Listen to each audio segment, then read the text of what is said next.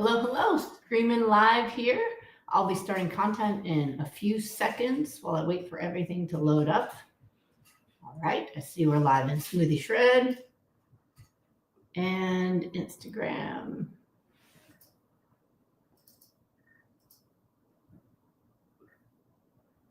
All right, live everywhere. Hello, everybody. It's Dr. Brooke Goldner from Goodbye Lupus. And it's Wednesday, so I'm here to help all of you as much as I can with your health, mental health, physical health, nutrition, everything that I can do to help you. I do this as a public service every week, and it's something that I love to do to help the public at large. It can't substitute for medical advice, but it's generally good advice. And of course, ask your doctor if you feel like there may be a conflict or you need to change something specific about your diet that can affect your medications, for example.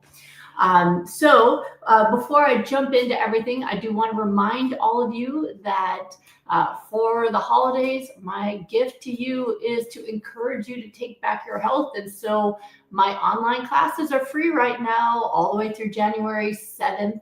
So make sure that you watch them. Go to goodbyelupus.com, and there's a little flag that says, online classes, free classes. Click it, and it'll take you to a place to watch it. When you scroll down, you'll see there's two options to buy lifetime access to them, where you can go to our website and watch them anytime you want, 1 episode, 2, 3, versus the free one. So you click on the free one, and then you can watch it from there. If you need to be able to stop and go, there's like a YouTube button you can do as well. So make sure you watch that, or bring it, turn it on at your family's house or with your friends, and use that to help people get motivated. People from all over the world have told me that they were able to reverse their diseases from those classes. So in the class, I teach the content from my book, Goodbye Lupus, as well as showcase dozens of different case studies that we had done up until that point when I created those classes. Gosh, now I think I made them back in 2017, but still good information that'll save lives. So make sure you do that. That's free. Then between the free classes and my free coaching on Wednesdays, you could reverse your illness and live the healthiest life for 2026 totally for free. And you know what? That would fill me with absolute joy. That is the best thing in the world. I already saw some of you have been posting some successes that I'll share here. Makes me so happy. I want all of you to feel amazing. And I think the new year is a great time to get ready for that. The other reminder for those of you who need the help to do it, and you want to wake up every day where my app tells you, here's what Dr. Goldner wants you to watch today, and here's your assignment for the day, and tell me what you ate every day, and let me be there to help you through food addictions and emotional issues, issues with getting your food in, all of that stuff. On a daily basis every day, that's my rapid recovery group. And that is starting January 9th, which is my grandmother's birthday. And so it's going to be a very lucky group for that reason. I mean, I think it's pretty blessed as it is. But it's a fabulous experience for people who are ready to dedicate themselves to their health every day. I do not recommend that group for someone who's just dipping their toe in the water, who doesn't want to eat the raw foods, who's, doesn't like being coached. Not everybody takes to being coached very well. If you don't like the sound of my voice, it's not for you. But if you know that you want daily help to get your health back, it is absolutely the most popular thing that I do, and it's my favorite. So we still have spots in the group starting January 9th, and that's at goodbyelupus.com. So those are all the things I wanted you to know. I wanted to dedicate time mostly to Q&A today, but I just got off of an appointment with a client who asked for me to share her results. She wants to be able to inspire other people, and inspiring other people is my favorite thing. It's absolutely my jam. So I wanted to take some time to, 1, congratulate her on what she's doing for her health, and 2, to share her results with you so that you can get inspired too. So she is, her name's Diana, and she is dealing with multiple things. When she came to me, she's 36 now, but since her 20s had PCOS, polycystic ovarian disease, and also when she saw me was diabetic as well, and dealing with weight and other issues. And so she's been seeing me for appointments. So not everyone does my rapid recovery group. Some people just will meet with me for regular appointments. So we meet on a regular basis. Food addiction. And I think when we met, it was more her mom dragging her to the appointment. versus now where I think now she's actually happy to see me. I tease, we get along awesome. But in the beginning, it was really hard to confront, food addictions and eating in this weird way and all of that good stuff. And so I just want to say, first of all, I'm super proud of you, Diana. She has transformed. Like the way she acts and treats her body now, not just how she looks, is completely different. And I'm just so proud of you. And I'm really proud of you too, that you also want to share what you're, even as you're working on your health and healing, that you want to share with other people. I know for myself, I helped people so much more when I started sharing my journey than when I just, tried to give good advice without sharing. So for those of you who don't know about PCOS, I'll just throw up a quick slide on that because we don't talk about it that much. And let's see here. Where is here it is. This one I want to show you. Okay. So PCOS, it is a hormonal condition where the ovaries start overproducing or producing disruptive amounts of hormones. And it has a lot of impact on people. So one, a lot of fatigue. Two, can make you moody, cause acne, insulin resistance. So that's the type 2 diabetes that she was dealing with. High testosterone and irregular or missed periods. And she had a lot of these problems. And of course, ovarian cyst. It's polycystic ovarian syndrome. So she has, since her 20s, had ovaries full of cysts. She told me that she would get maybe 1 or 2 periods a year. So not having periods, of course, had the insulin resistance and had high testosterone as well. So we just met. Literally, I got off the line with her seconds before we started this live. And so I'll start with this awesome thing right here. So her doctor didn't necessarily say she wanted me to share. So there we go. I think this is, try again. So I did bleep out her doctor's name just in case, although I don't see why she wouldn't be happy, but I just try to be careful. So here's one thing. So she just had an ultrasound. Are you able to see that? And let me see if I can make it bigger. See how big I can make it. So it says here, hello, Diana. Good news. Your pelvic ultrasound is normal. The ovaries have no cysts. So round of applause for Diana. She has no cysts in her ovaries. So if she does not have any cysts in her ovaries, guess what disease she no longer has? She no longer has polycystic ovarian syndrome. So PCOS, bye, gone, right? Now, in addition, if we want to make sure, so here's her details of her ultrasound. So she told me, like, share all the things. So just so you know, I only share when I ask permission to share. And here is her ultrasound. You can see 36 years old, PCOS, irregular periods, and everything is normal. So that is awesomeness right there. So we see that. And let me show. So get rid of that one. And the other thing that it does is it affects your hormones. So for example, testosterone tends to be high. And so let's look and see what that looks like for her. And that's this one. And you can see totally normal testosterone. So that's all done. So she has said goodbye PCOS, and she gets her period every month now. She no longer has periods once or twice a year. She has a regular period every month.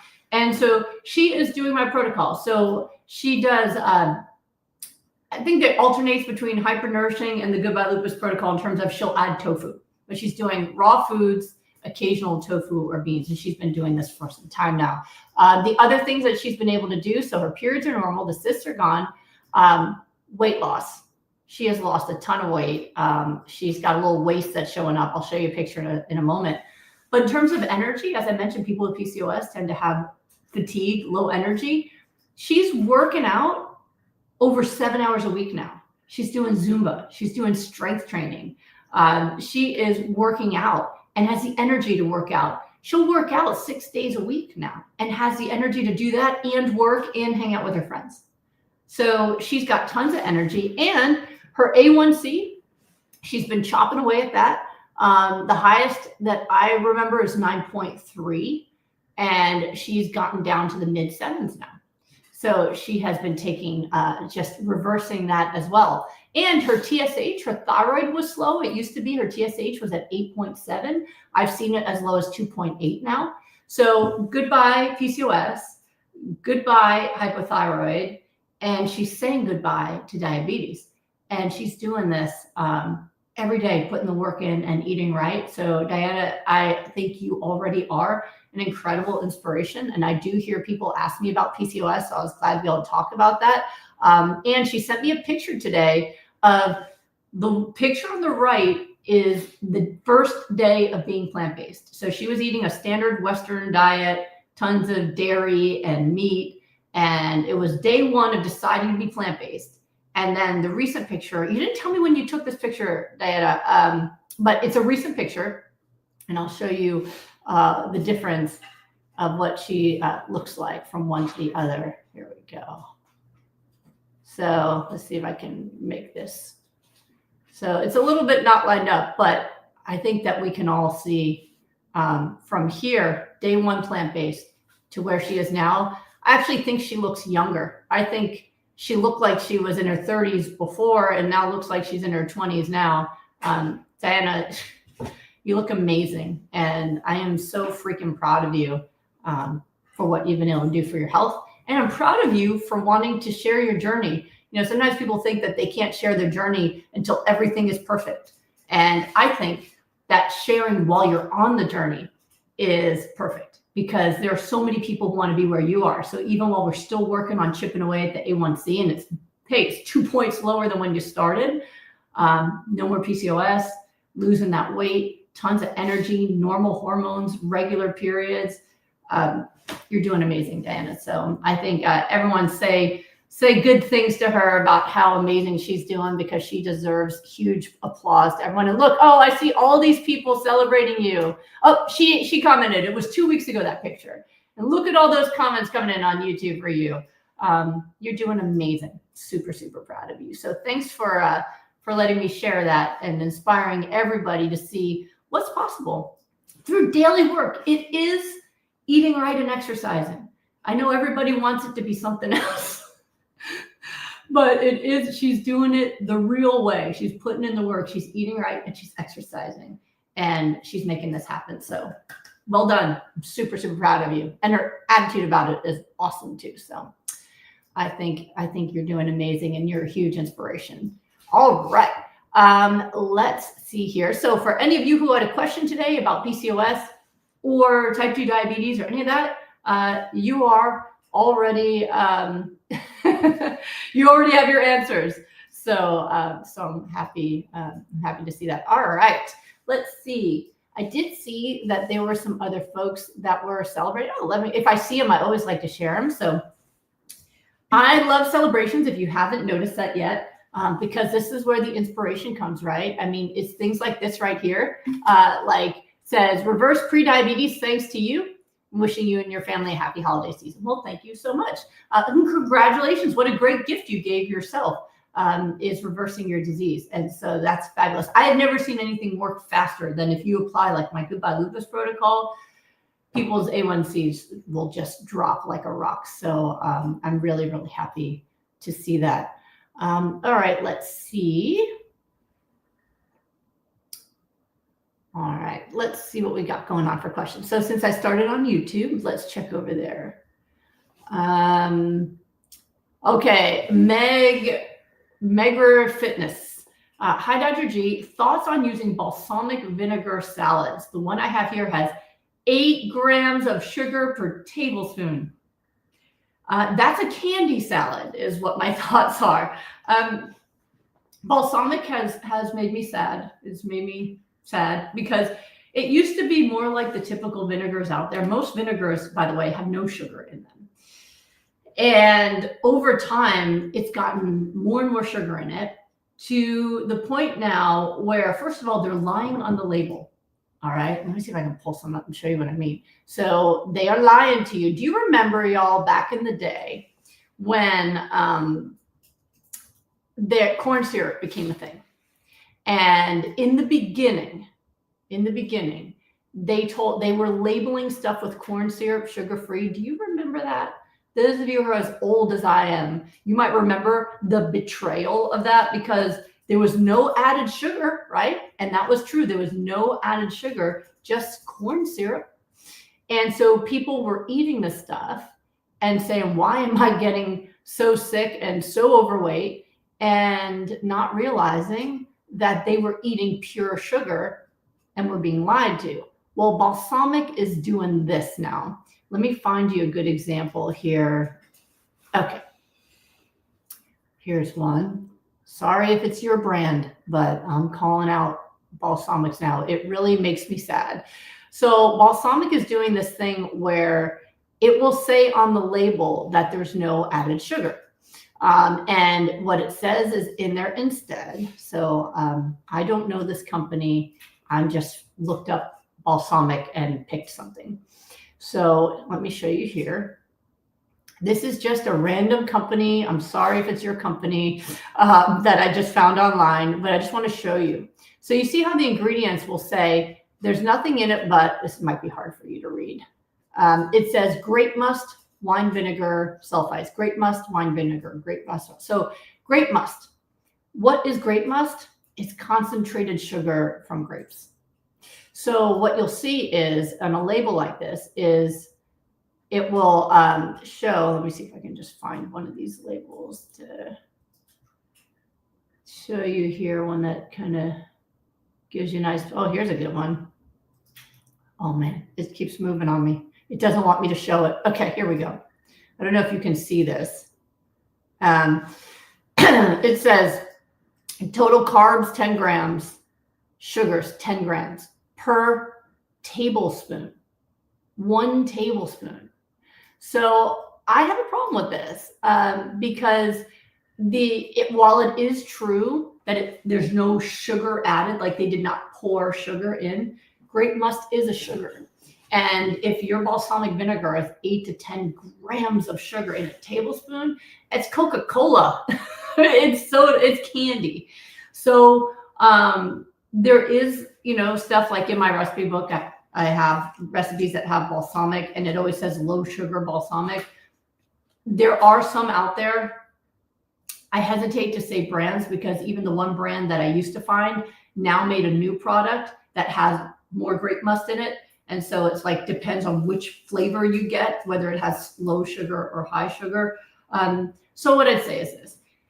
If you are trying to reverse a disease, you don't want to eat added sugars. So go ahead and use any other vinegar. Use wine vinegar, use white vinegar. Just check the label. And what you're going to look for is not whether or not there's sugar in the label, but look where I showed you on the carbohydrates. If it says carbohydrates and 0 fiber, then what's left is sugar. And that's where, and a lot of times that's the other place that labels lie, is it won't include the sugar amount, but it'll say total carbs, 10 grams, total fiber, 0, but it doesn't say anything about sugar. If it's not fiber, it's sugar.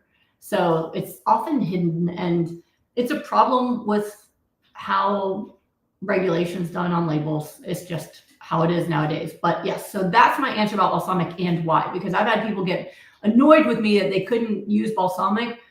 And I also know if you're having an emotional reaction to which vinegar you should use, that's an addiction reaction. You're not mad because you think balsamic is like healthier than red wine vinegar. You're mad because you like that sugar high and now you're going to lose it. So I would say if you're sick, best thing, just don't even bother with balsamic. Use any of the other vinegars. And then when you're in remission, if you're going to use a balsamic, try to find one that has lower sugar. There are some labels out there that have like 2 grams or less per tablespoon, but realize it's still 2 grams of sugar. So, a quarter cup is 4 tablespoons. So if you put a quarter cup of vinegar and there's 2 grams, right? So that's 8 grams right there. If you put a quarter cup in and there's 10 grams, Now you're talking about 40 grams of sugar on your salad, right? That's why it's a problem. So if you're just using a little bit and you're already in remission, you'd probably be all right. But that one with the 8 grams, that is some serious sugar in there. So check your labels. And I can tell you, not all of them even include labels. There was one balsamic company that sent me samples. It was actually a very nice thing to do. And they had all these nice tasting vinegars, and I'm in remission for 20 years. I'm not worried about having a little sugar in my system. But I called them and said, hey, do you have any vinegars that have like 2 grams of sugar or less? Because there's no label with there's no information. There's no label, just the picture of the balsamic. Do you have any vinegars that have 2 grams of sugar or less per tablespoon? And they said no. So if there's no label, don't have it either. So that's the answer. I'm sorry, all of you balsamic lovers, you love it because of the sugar. That's why you love it. It's the reality. All right, let's see here. All right, let's see. Let's look over at what Facebook's asking today. Hello, Facebook. Hello, CN1. Let's see.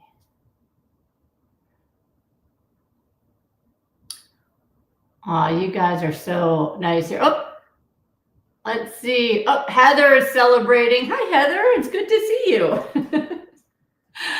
I say it that way because as Heather is writing right here, she just finished the rapid recovery group. So I used to see and think about and obsess about Heather every day and miss you.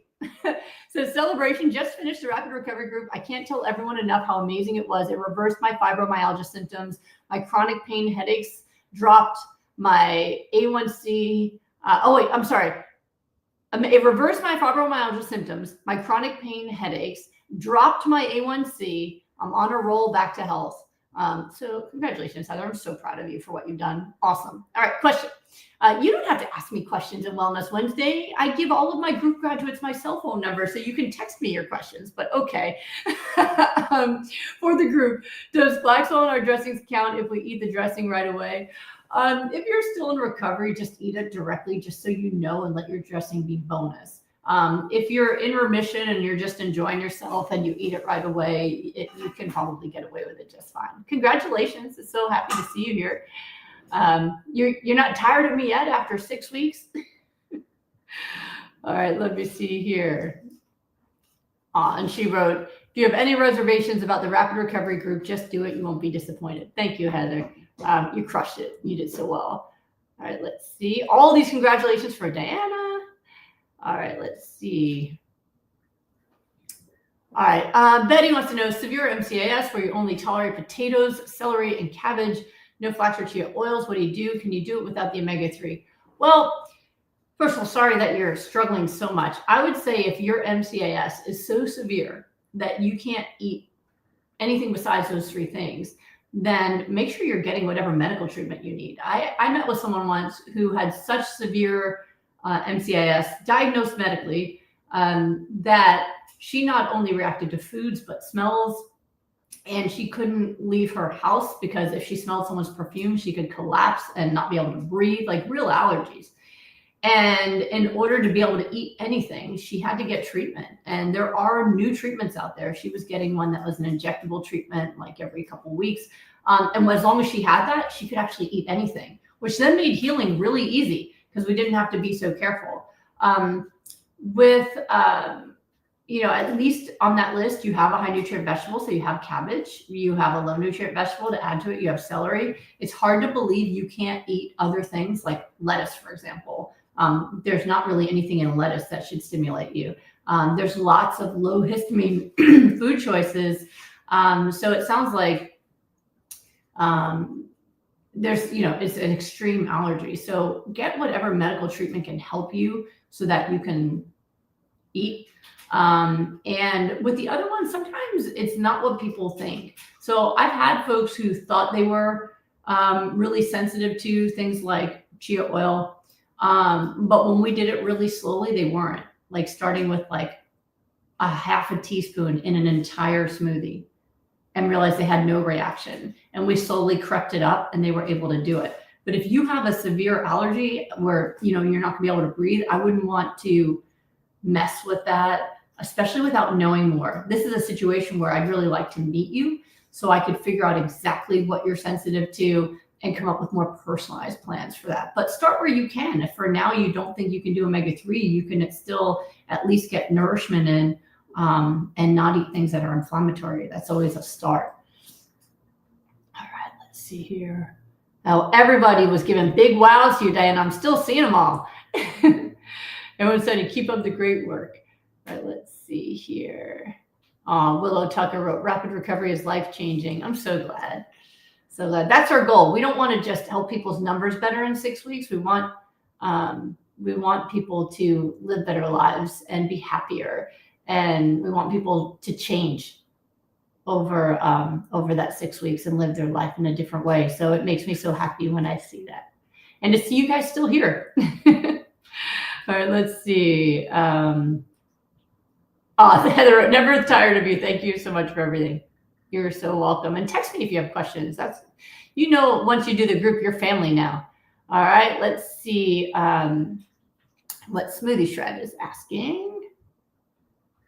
Now, once we spend 6 weeks obsessing about you every day, you're here and here always. So we always give our cell phone numbers for people to stay in touch and ask questions afterwards if they ever need to. Let's see.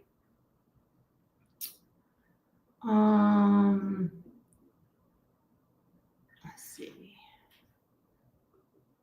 So Seth says, hi, Dr. G. Do you think probiotics are advisable for anyone with autoimmune disease? Do you think leaky gut intestinal permeability exists and can contribute to autoimmune and molecular mimicry? Yeah, I do think that leaky gut exists. The only thing I haven't agreed with was whether leaky gut causes autoimmune or autoimmune causes leaky gut, or whether everybody who eats an unhealthy diet has leaky gut and it's just not looked into until people already have autoimmune. So it's the cause and effect stuff, but definitely it is part of the problem for people. And I just think whenever we assume we know things, that's when we're wrong. So I just don't make assumptions about it, but I definitely see it, and there definitely appears to be a correlation.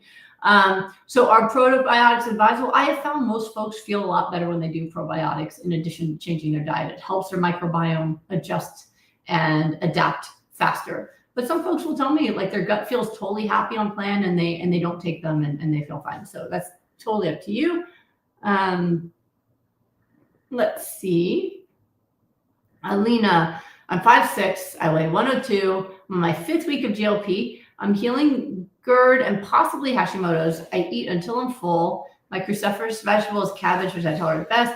I can't tolerate avocados, flaxseed, or flaxseed oil. I get omega-3 from a heaping half cup of chia ground into a pudding. I weight train 3 times a week. My issue is not yet resolved. Should I be concerned about low weight and bone health? So no, I'm not concerned about your weight or bone health. You're eating a good diet and you are training. What I'd be wondering about though is when you say I eat till I'm full, if you're actually just eating enough. So if you are training heavily and eating this way, your body fat will be at its lowest. But I want to make sure it's not just your body fat. Make sure you're eating enough food. So if you're only eating the full Goodbye Lupus protocol and you're working out, you probably need way more cruciferous to be able to support your diet, your lifestyle. So a lot of the folks I see who are working out, they need 30 ounces of cruciferous a day. So when you say I eat till I'm full, I'm like, I don't know what that is. Fullness can be managed. So for example, with GERD, sometimes that's inflammatory and sometimes it's not. But if you have GERD and you're eating big meals, well, that puts a lot of pressure from your stomach being full, puts pressure on the esophagus and can cause symptoms of GERD. They're just being caused by that pressure moving upwards and not even by inflammation. So one of the ways that you can deal with both feeling full and issues with GERD would be to take 24 ounces or more of the cruciferous, split it up into 6 meals so that every meal, you're having maybe 4 ounces of the cruciferous plus whatever other veggies you want, if you're eating fruit, whatever. But if you split it up that way, oftentimes you'll find you can get way more food in, not feel full, and not have GERD symptoms. So I don't know that the GERD symptoms are inflammatory or whether it's because you're feeling full all the time and that's irritating it. And with Hashimoto's, well, it's been 5 weeks. So at this point, it'd be a great time to see what the antibodies are doing. Also, do make sure that you're getting in the iodine you need. So iodine is usually 300 micrograms per day for people with low thyroid function. And make sure you're taking it at least an hour or more before you take anything with cruciferous. So those would be all the things I'd be looking at. And then let's see how you're doing in another couple weeks, in addition to what like the antibody markers say. And we should be able to see good progress there. Okay, let's see. Tanya wants to know also what to do if your weight is dropping. I was 120 at 5'6", and now I'm 104. On my third week of GLP, I just increased flax oil 2 days ago. More than one avocado a day makes me nauseous. Well, flax oil or avocados don't make you gain weight, so that's not a real thing. I know people like to think that that's the case, but it doesn't make you gain weight or anything. Probably the biggest thing is that you're not eating enough. So maybe take on some of the advice I just gave and make sure that you're eating enough. Again, low body weight is not necessarily a problem. I mean, my guess is, you're going to stabilize where you are. But you just want to make sure that the weight loss is because you're lower body fat and also from lower inflammation. Inflammation has a weight. So people are often not the weight they think they are. They'll say, oh, I'm 120 pounds, but 120 pounds when you're sick might only be 105 to 110 pounds of body, and the rest of it could be pure inflammation. That's why people's, weight can drop. Sometimes, with kidney failure, I'll see people drop 20 to 40 pounds in a couple of weeks. Why? It's not body weight, it's inflammation and fluid, because you can't actually lose body mass that quickly. Like you cannot burn muscle or fat that quickly. It's all inflammation. So the way you make sure of that is you just make sure you're also eating enough. So that would be the other thing. Okay. Yeah. All right. So Lena, so I see GERD is pre-existing. I'm breaking up and supplementing iodine. Beautiful. Okay. Yeah, I understand the GERD is pre-existing. It's something you want to fix. I just want to make sure that if it's not getting better, it's not because of the pressure on your esophagus, right? And some people with GERD also need help healing it. I've talked before about, for me, I could not heal my reflux even with when I was in my 20s, between all the steroids I was taking. And probably all the caffeine I drank trying to get through my days as a med student. I had terrible reflux, and I was taking Nexium and it didn't help. But then I took sucralfate, which just coats the esophagus. And that's when I finally healed and was able to get off of the Nexium too. So sometimes people need a little bit of help from the medical world to heal those injuries as well. So, okay, let's look at Instagram. Let me pull this over. And Instagram, I'm sorry, I'm so zoomed in now. My streaming service has decided that Instagram gets a vertical picture and it just zooms it in until you can see my pores. And so that's what you get now. Let's see what it says. Okay, let's look at Instagram. All right. Let's see. Guys are writing a whole lot of stuff today. Okay, so Sjogren, travel lightly. Appreciate you, Dr. G. Any success with meibomian gland dysfunction where they begin to shorten and die off? I don't know about shorten and die off, but definitely seen them function better and start working better. That I've definitely seen. I don't know that anyone's measured the size of them. That's interesting. Let me see. Jennifer Villa, tech coach. Can Sjogren's cause insomnia? Why? Well, I would say there could be a connection between Sjogren's and insomnia. One reason that I've seen, having helped so many people reverse Sjogren's, I even have some published case studies on Sjogren's and lupus reversal. But one reason is some people feel intense dryness at night, and so their eyes might feel irritated, and that can wake them up, or their mouth gets so dry and they got to wake up to sip water. Sometimes being anxious about being sick can affect your sleep as well. So there's a lot of things that could be connected, not necessarily direct cause of like it makes it so you can't sleep, but the symptoms or fear about it can definitely affect sleep. Sometimes medications can as well. Thanks, Miss Kimberly Edward. Let's see.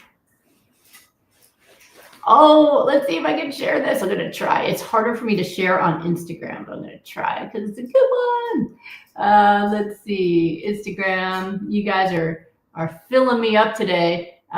So let's see if I can fill this in. So AM Carlton said, I followed GLP, the Goodbye Lupus protocol, perfectly for 6 weeks, and my ANA went negative, and my SEL70 dropped in half. That's a scleroderma antibody. Can I expect it to continue dropping at the same rate, or does it tend to slow down? So first of all, just congratulations. So here's another autoimmune disease that someone is trying to beat. And so you can see the markers for autoimmune. One of them, a more general one, is going to be the ANA. That can be positive of many different autoimmune diseases, and the SEL70, which is positive specifically for scleroderma. And so you are doing it. You're saying goodbye to scleroderma right now as we speak. So it sounds like you did follow it perfectly, since your ANA is already negative and your antibodies already dropped in half. Will it continue at the same rate? I don't know. Here's the thing about antibodies. So antibodies have a lifespan. And so depending on when you started the program, where your antibodies were in the lifespan will affect when you see them come down. So for example, if you started right when you had a new batch of antibodies, and then there were some old antibodies that were older, then at the 6 weeks, the older ones are going to die off. You're not going to see any new ones, right? Because if you're reversing the autoimmune disease, you're not going to make new ones. So that's why we want to see antibodies come down, because the old ones will die off and the new ones stop being made. And that's why you get a downward slope. But maybe there was a new batch that just had begun 7 weeks ago. And maybe those take a little bit longer, and then they're going to have their die-off date. So I don't know what their life cycle die-off date. I just know that as you continue, if you're not making new antibodies, then these will continue to come down. There are folks with certain autoimmune markers, like especially in Sjogren's, where like SSA on Sjogren's, oftentimes SSB is negative, ANA is negative, there are no symptoms, but SSA is always like a little bit positive. And I've learned that that's still reversal in Sjogren's because no symptoms, no need for medications, all other labs negative, and over years. I have someone who's like 8 years plus out. Actually, another one who's probably 15 years out plus. So when you look at that, then I go, okay, that's one marker that seems to stick around like a vaccine. But for this one, I expect it to continue to drop. And by your next test, it might be negative. And if not, the next one after that. I hope that makes sense. Congratulations. That's lovely. Let's see what else. Easy Veggie wants to know, does Goodbye Autoimmune help with more than diseases caused by inflammatory factors? Yes, because my protocol is not specific to disease, but it's specific to cellular repair and inflammation. So the ingredients in my protocol create the anti-inflammatory immune system, which brings down inflammation, but also accelerates repair, right? That's what brings us back into a normal homeostasis rather than staying inflamed. And it provides all the ingredients your body uses to repair things, from nervous tissue to other cellular tissue as well. So people have used it to reverse diabetes, heart disease, but I've also had people with wounds that won't heal, and their wounds suddenly are closing up for them. And also if you're talking about Goodbye Autoimmune Disease protocol, well, that protocol includes all of the emotional work that I do with folks. So that is the self-care and the working on anxiety and depression and releasing trauma and getting good sleep and all those things that create disease and also unhappiness in our lives. And so that one is the fastest program, the Goodbye Autoimmune program, because you're dealing with the nutrition and all the other lifestyle factors that make you sick. And yes, that can help you with really anything. You know, if you are healthy, it's still going to be something that helps you feel better and be more resistant to things like infections, for example. Sure, Diana, I'd love a health check-in video. Let's see here. Oh, Diana says, I watch your classes every year on my birthday, which is coming up. Well, happy birthday and happy anniversary MS free. Goodbye MS anniversary too. Let's see here. Okay, and then Zilla, hi Zilla. She wrote, hello, lovely. Thanks for your teachings. I cannot do a lot of self-care because of fatigue. I want to conquer cravings, but I can't get out with friends or many outings. I do art, but I need to manage. Okay, Zilla, here's the thing. So rather than say, I can't do a lot of self-care because of fatigue and now I'm stuck with my cravings, let's figure out what kind of self-care will work for you in the state of current fatigue that you have. So for example, what kinds of self-care can you do that doesn't require you to move too much? So some things will be things at your house. Invite friends over and tell them, I've been really fatigued, but I miss you. Would you come over and hang out? Maybe we can watch a movie together, and that way you can kind of cuddle up with your friends and watch a movie. That doesn't take any energy output. Maybe you do a game night. You just play some cards and talk. I find that people who are depressed from not doing much also tend to feel really fatigued. But then when they get the adrenaline of seeing somebody that they love, like a great friend, that creates energy too. So there's things you can do at home. As well as, there are solo activities as well, but they tend not to create the dopamine that you're looking for to help with your cravings, right? We need higher level for cravings. Gentle exercise helps with fatigue as well. So the less exercise we do, the less energy our body provides because it's trying to create an equilibrium. Your body always wants to save energy. So if you're not doing much, your body downregulates energy production. And that's why sedentary people tend to be tired. And those of us that are exercising have way more energy because my body knows she needs energy because she's going to do this hour workout in the morning. She's lifting and running. Then she's going to come and do a full day working with clients and teaching online. And then there's family time and all this other stuff. So my body upregulated the energy to give me what I need for the day. Of course, also being supported by my diet. So exercise helps as well and can give you endorphins. And then I would also still try to do things out even though you're tired because you might feel different once you're out. How many of you can relate to this idea? I know I've felt it before where it's Friday and you told yourself you were going to go out on Friday, but you get home and you're like, oof, I really think I want to just sit on the couch and maybe watch some Netflix. How many of you have felt that, right? Where you've just been tired. If you feel that way, let Zilla know, right? Where you feel like, I just feel like I'm too tired. But then you realize you promised someone you would do something and you go out and then you have a great time and you don't even want to come home. Like you're having so much fun. How many of you experience that? I've experienced that many times, right? So the energy of being out, of people and things. Sometimes you really are tired. You go out and you're like, yeah, I'm tired. I need to go home, go to bed. Okay, fine. But sometimes it's just that you haven't had enough endorphins because you've had such a limit to your exposure to other people. And so in that case, I'd say go out and do something fun. Worst case scenario, you're too tired and you come home. Best case scenario, you have fun and you enjoy yourself, which you haven't been doing. And you won't have cravings for food when you're having fun. Even if it's like book a show, go to a movie out or go to a comedy show or go see a live band or something where you can sit in a chair and listen. You can sit in a chair at home, you can sit in a chair out, but don't limit yourself ahead of time to not do things that can give you joy because of the fatigue. So whether you start at home or you take some chances, knowing that you can always come back, I would start there. So let's see if you start feeling better. All right, let's see. So let's come back over to YouTube. Let's see. Oh, got some spammers on Facebook. I don't know why. Facebook seems to be the worst at filtering that out still. Check out this herbalist and call this number and you can be better too. Yeah. Find your own page. Let's see. Let's look at what else on YouTube here. Let's see. All right. So Stephen Stoll said, hi, Dr. G. Mold exposure led to sinus issues, fungal symptoms, extreme sugar crunch cravings, and weight loss. Your protocol helps me the most. Yay. How can I stabilize long-term and stop the craving cycle? So I'm not sure what you mean in terms of stabilize and craving cycle. If you're talking about that you're still trying to do, for example, if you're trying to do the Goodbye Lupus protocol and it's helping you feel better, but you're having intense cravings, one is self-care, as we were just talking about.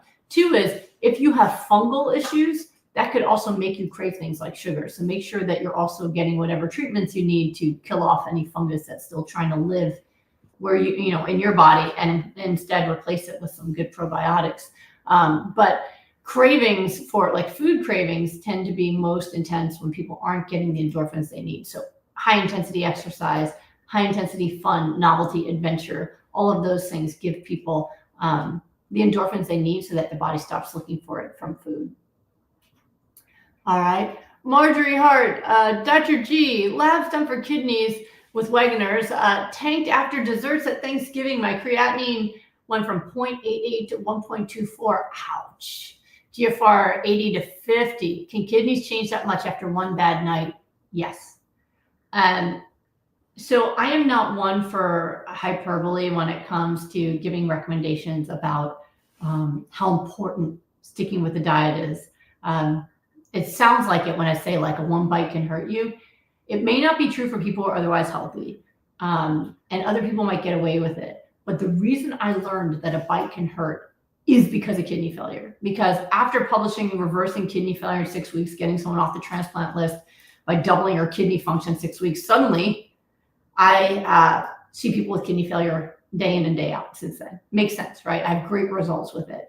But because of that, I get to watch what happens when people change their diet. And most people with kidney failure do my rapid recovery programs because I can watch, I actually have them get regular labs every week. So I can, mostly for safety, because with severe kidney failure, potassium can spike, sodium can drop, and they're in danger. People in severe kidney failure, even with changes in diet, can have a seizure from low sodium. They can have heart arrhythmias from high potassium. Like, it is a delicate balance. I've gotten very good at it because of so many years of working with people with kidney failure. So because I have data every week, I have gotten to witness what a bite can do. Literally, a few bites of fish took someone from whose kidney function went from, I think, 16 up to 29 after my 4-week rapid recovery, and she dropped it down to 18 after a few bites of fish. And she was like, how's that possible? Everything else I ate was exactly the same. And so that's happened over and over again now, where it's literally like, I ate one miniature chocolate, boom. Now, thankfully, when they go back to eating the right way, it bounces back up again. So if you had a bad night, you wrote a really bad night, and you already had some kidney issues, it is possible that it affected you. 80 to 50 is a very big drop. So there might have been other factors, how hydrated you were, etc. So what I would do is, before I would decide that that's what happened and panic, I would just retest it, because one test isn't always correct. A lot of times with these tests, like I said, fluid shifts, other things can cause that to go down. Certain medicines cause GFR to go down, like diuretics. Boom, I see a GFR drop immediately. But that is a big drop to go from what I say is a B- kidney function to an F. That's a big drop from just one night. So I don't know what else you were doing, but if that's the real lab, you got to get to full protocol and bring it back up again. If your next lab shows that it actually was just like a bounce, like in a tennis ball, and it's back up to normal again, then continue on, keep calm and continue on. I don't mark something as actually bad until I see it repeated. I've been fooled too many times when I was a young doctor. One lab test looks scary, and then you repeat it, and then, oh, it's fine. So retest first. And then if there's a trend, let's fix it. And if you're back to 80, then count yourself lucky and use this trauma to remember that don't eat all those desserts. There's much better ones. There's some in my book, Enjoy Healthy Desserts, and then you won't have to stress about it anymore. But don't stress about it, Margie. Either way, you're going to fix it. But maybe it's already better. Maybe it was just one lab. So hopefully so. All right. Let's see. And Gina Fuzar says, hi, Dr. G. Still trying to make sense of glucose spikes. Are they normal after eating, or should I be trying to avoid things that cause it? Is 101 hour after smoothie okay? Yes, it is normal for our glucose levels to go up after meals. The only people that need to worry about it are people with diabetes. So yes, that is perfectly fine. And if that's what your sugar levels are, I don't know why you're tracking them. There's been some scammers out there that are selling glucose monitors to people without diabetes, and then making them think that they have to track these numbers when they don't, and they're otherwise fine. don't do that. Don't give yourself anxiety. If these are your numbers, then it sounds like you already don't have a blood sugar issue if you had one before. If you have diabetes and you're tracking it, then it looks like you're doing pretty well. So, all right, let's look down on Facebook again. All right.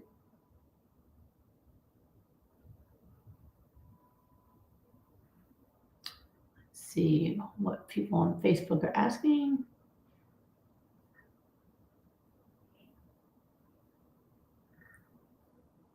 There's a lot of questions. I'm trying to find them. All right, let's see here. Let's get to Facebook. So Malika Kafka says, hi, Dr. G. I want to start your protocols as soon as possible because I'm in severe pain, but I'm not diagnosed yet. My first doctor's appointment is next year in February. Can I start your protocol? Yeah.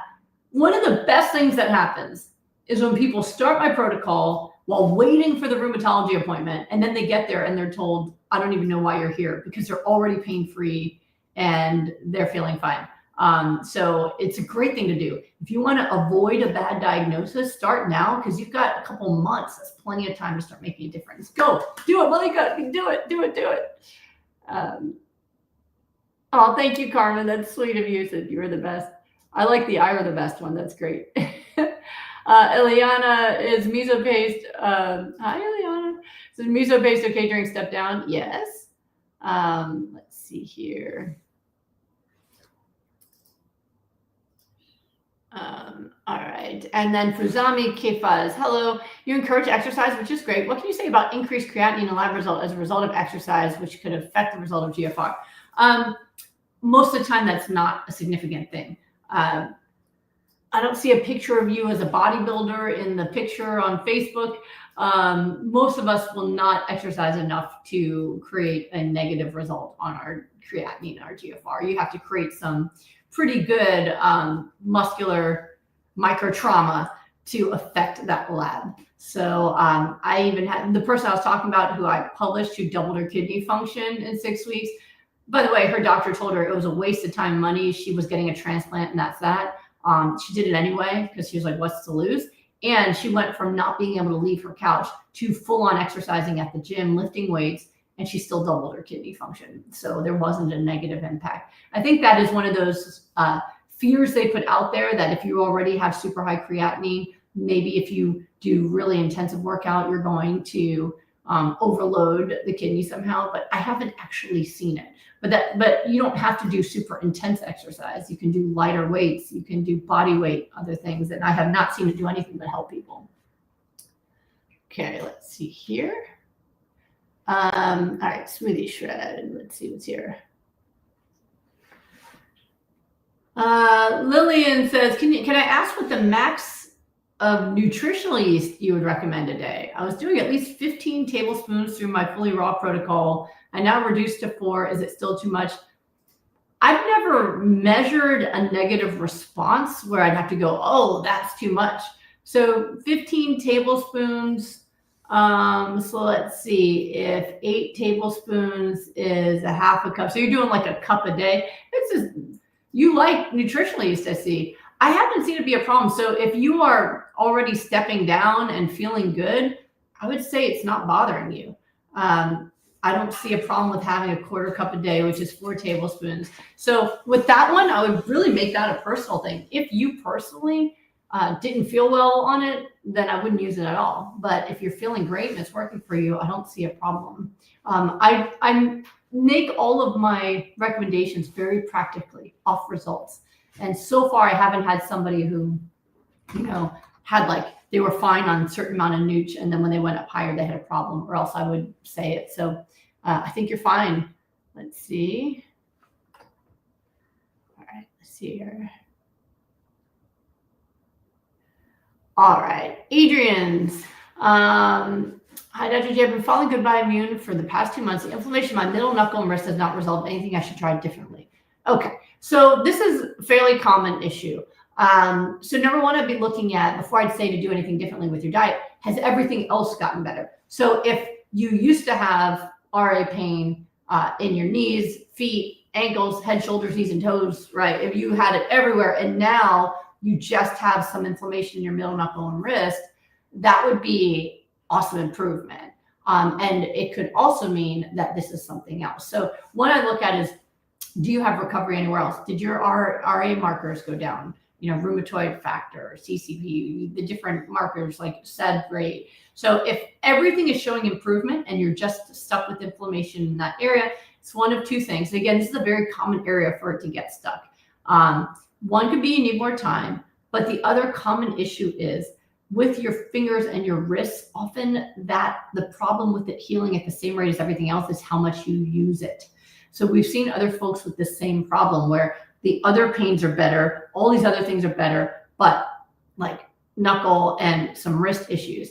And it often comes down to what you're doing all day. So one, sometimes people are chopping veggies. It's kind of part of the program too. So I say buy pre-chopped veggies. So if you're squeezing that knife as you're chopping, that's going to keep putting pressure on a joint that's trying to heal. If you are on a computer and your wrists, some people will kind of lean their wrists down on a table and put pressure on it there. So what I would recommend that you do is, one, like I said, evaluate fully based on if everything else is getting better and this is the only thing that's left, is look at how you're putting pressure on those joints, because it is difficult to heal those areas if you are putting pressure. So buying pre-chopped veggies or using a food processor, making sure you're not putting pressure on those hands. Speak to text. Speak to your, now even my computer, I can speak to it, although it never really understands my accent. I don't know, that little bit of New York in me just kind of sets it up. But do your best to use technology and lay off the hands. Also, you can use heat to increase blood flow to those areas to make sure all the nutrient-dense foods is getting there. But I find that's the final step for a lot of people, is laying off those areas. I also see it in feet, where people will be better in other areas, but then their feet will still hurt, but their self-care is walking. They're on their feet at work. I just did rapid recovery with someone a few months ago who thought she had a food sensitivity, because doing my protocol on her own, she still had foot pain and she thought it was histamine and food sensitivity, but she's on her feet at work. I said, it's because you're on your feet. And she's like, I don't think so. I think it's a sensitivity. I said, well, you've got 4 weeks with me. Let's track everything. And we tracked her pain levels, highs and lows of the day, and her activity level and her foods all together so we could see the trends. And on the days that she was home with her feet up, her pain level was the lowest. So had her change her schedule at work, talk to her boss to keep her feet up and not moving around off her feet at work, more time off. And you know what? When I talked to her again, her pain was down to 0 to 1. So it really was the fact that even though the nutrition was sufficient, that little bit of pressure was unraveling the healing process in those inflamed areas. So it does make a difference. That'd be the other thing I'd look at. Okay, and then let's go back over to Instagram. Let's bring that front and center. Oh, this is just cool. So Nama, I'm going to say it wrong, Namado Kiko. Hello from Kyoto, Japan. You're truly amazing and a huge lighthouse for many. I've got a raw vegan cafe in Kyoto listed in Happy Cows. Just all of you know, we're trying to be raw vegan in Kyoto.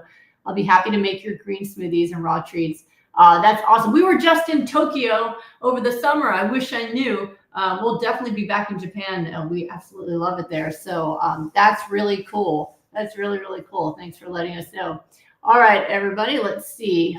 It might be time for just one more. Let's see. Mega Gossip Love is bragging that she's from Los Angeles and the computer loves her voice. Yeah. Let me see here. All right, let's see. Monorent 6384. What would be the best Dietary book for a beginner trying to lose a few pounds and lower blood pressure? Probably Goodbye Lupus and Goodbye Lupus Hello Delicious, because it has the recipes.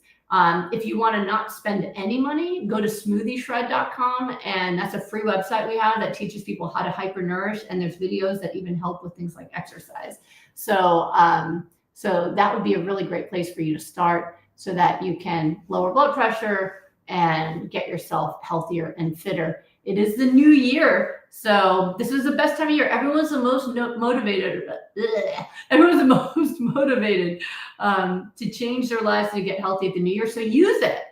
Use that and say, like, 2026, that's going to be my year. Be inspired by Diana. Be inspired by all the other people who are commenting here about saying goodbye to autoimmune disease and diabetes and pre-diabetes and all these other things, that their kidney failure, all these things that people are doing. You can do it too. You have the ability to do it. I met somebody today who was trying to get rid of kidney issues and thyroid issues, and she was feeling like a failure because she's not like perfect across the board in everything. And I was like, listen, not everyone can get back to factory reset newborn. All right. You've been living for decades and decades. You've been living for almost 50 or almost 5 decades. Right. So there's going to be things, but she raised her kidney function 30 points. She cut her thyroid medication in half. I mean, she has energy. She's living like this. She's doing such an amazing job at taking back her health. And I want all of you to celebrate what you're doing right. It's not a success just if you're perfect. You're a success when you never give up, and also when you celebrate your wins, because if winning feels as good as failing, you're going to quit. So don't forget to celebrate every single thing that's going right. Plan for your success. If you need my help, Rapid Recovery Group starts January 9th, goodbyelupus.com. But if you just need information, free classes online, goodbyelupus.com. So free classes, free coaching on Wednesdays. I can give you all the information, but you're the only one that can take the action. So take the action you need and get yourself well. And I will see you next week. So bye, everyone. Thanks all of you for coming today. I hope this made a difference for you today.